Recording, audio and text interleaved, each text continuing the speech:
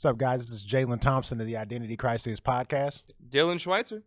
Dylan, so today we're going to talk really briefly about 5 reasons why we can be confident that there is no probable naturalistic explanation for the empty tomb. All right, let's lay it down. One of the minimal facts of the resurrection event is that the tomb that Jesus was buried in 3 days after he was buried in it is in fact empty, and there are a bunch of different theories as to why that could have happened, right? Mm-hmm. So one of the theories that that most skeptics use is the stolen body theory, and that's that we're accusing the disciples of going in, stealing the body, never found out where they had it, so on and so forth, right? So I guess the pushback on this one would be, if we're going to accept that that's what happened, what reason would they have for staying quiet and accepting all the suffering and persecution that they endured for this belief under the Roman government after the aftermath of the tomb being empty? You would think at some point or another that they would have cracked under all this persecution and said, okay, guys, the body's over here. Stop burning us alive and feeding us to lions. Right. Right. Absolutely. Yeah. Right? No, absolutely. But they didn't. But that didn't happen. So the stolen body theory, it just doesn't line up with human psychology and human behavior. Yeah. It doesn't make sense. Absolutely.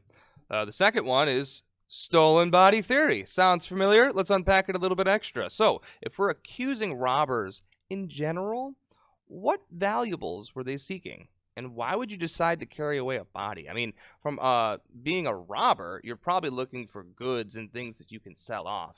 A dead king of the Jews with his guts pouring out, there's not much value in that. And they're not really getting anything out of it socially, and they're not really getting anything out of it financially. Mm-hmm. So there's no good reason why a robber would even do it. So there's no way the body was stolen. And keep in mind, too, under both of these theories, according to the Gospels, these tombs were under guard of the Roman soldiers.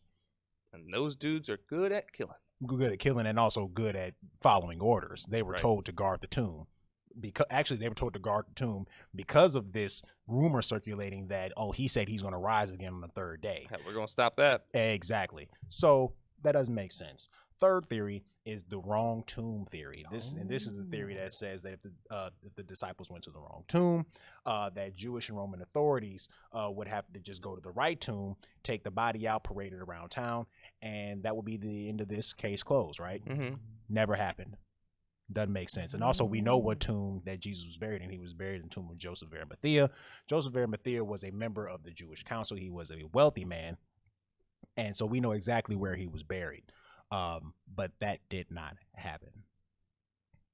And it would make sense for it to happen, especially from a political leadership standpoint, if you want to quiet the disturbance of these new Christians or whatever this new religious group is. Absolutely. Doesn't make sense. Yeah, it doesn't make sense. What's number 4? The number 4 is the apparent death theory. So this concept that somehow Jesus recuperated and left the tomb on his own. It's simply not plausible, especially when you think about how great the Romans were at killing people, specifically crucifying people. They perfected it from the concept of the Persians in a way that people do not die from blood loss.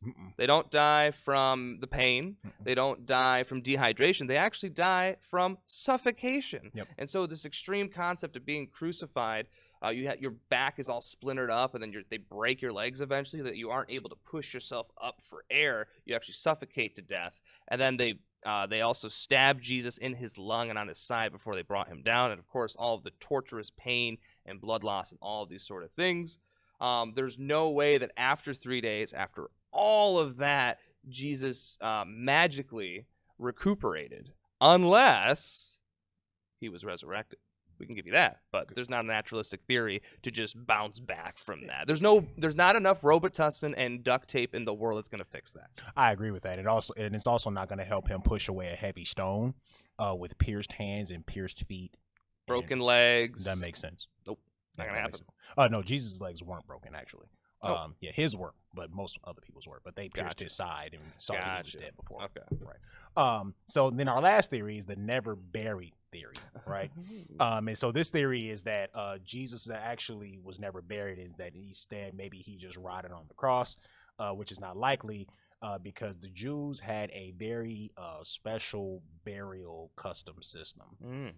So they would not have allowed him to sit up there and rot on that cross. As a matter of fact, the Gospels actually record that Joseph of Arimathea went to the Romans and actually asked them for the body of Jesus. They granted it, and they followed their burial customs according to the scriptures. Even criminals were taken down and buried by sunset according to Jewish customs. So it doesn't. So that theory doesn't follow either, that he just rotted on the cross because he was a Jew, and it did not follow with their burial customs. Absolutely. So those are the 5 theories that we most hear about, and as we can see, none of them really do a really good job of providing a plausible natural explanation for the empty tomb. Absolutely. Want to give a special shout out to Truth Seeker Apologetics. This is a collaboration video on our part. Make sure you guys follow him on Facebook, follow their page on Facebook, like their page, and watch out for their content in the form of infographics. They do a really great job with that. Absolutely. You'll be seeing this one actually come up here at the end of this video. Until next time, my friends, I am Jalen Thompson. Dylan Schweitzer. And as always, for the kingdom.